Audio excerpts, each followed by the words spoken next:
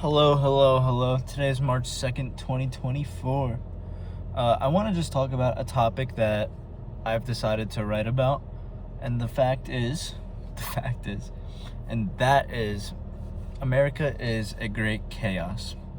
In one of my classes, I was assigned to write an essay titled America is Blank. And you're supposed to pick a piece of popular culture that you think reflects some of the culture or all the culture in relation to politics in America. And I chose A Great Chaos, which is an album by Ken Carson. I don't know if my professor's going to let me do it yet. I've yet to see their responses. But I chose it not only because I enjoy the music, but because I do think that it reflects some of what we see in the country nowadays. And I'll get into that, and I want to know what you think about it. So, yeah, there's that. Pretty much where I'm coming from is I just think that the overall production of the album, and then I'll get into the lyrics later, but I think the overall production of the album and how loud and violent it is, obviously it's influenced by a whole lot of Red, but I chose A Great Chaos just because there's less melodic tracks and it's also just a cooler title. America's a Great Chaos versus America's a whole lot of Red. America's a Great Chaos sounds a bit more academic, I guess, perhaps. But yeah, the track sounds so loud and violent, almost frustrated with themselves in some regards. And obviously, if you know anything about the live shows, they get pretty chaotic. I don't think Ken's performed much from the album yet. He's definitely not going on tour, but you get the idea. All of his music leading up to this has been in the similar sort of vein, but here he made it darker as well than where he's gone before. And it's just reminiscent of 90s grunge in a way, and I know that some people might think that's like cringe to compare it that way, but just the emotion of it, the feeling that it is, not necessarily the instrumentation whatsoever, really. Like, it obviously doesn't sound the same, but I just think it's reflective, and it's reflective of the younger culture, and it's popular within the younger people because they get it. They kind of get where Ken and his producers are coming from when it comes to their production. I think a lot of younger people are fed up with so much of what's going on in the world, as well as confused about the future, and I think that can tend to lead people to feel angry and enjoy music that helps them get it out, so to speak.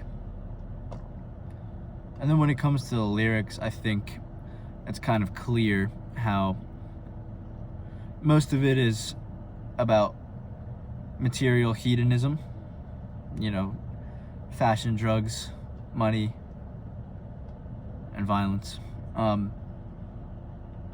Of course, someone who doesn't really know their standing in the world would look for things to kind of affirm their identity. That's where I'm coming from, at least. I mean, I know that on the surface it's just like about appearing cool, but to psychoanalyze it just a bit, I think you can definitely arrive at that point. But yeah, let me know what you think about that. I've only began this paper, so I might, make some journals that are a bit more in the weeds, so to speak, a bit more detailed, but that's where I'm at. I want to know if you think that it is reflective of the 60s movement in a way too, where the music just kind of grabs a hold of the younger people because the music is reflective of the way the younger people are feeling. In the 70s and 80s, it wasn't as much this way, and same with the 2000s, in my opinion. Like, it was more so music. It was pop music, just trying to appeal to a wider audience.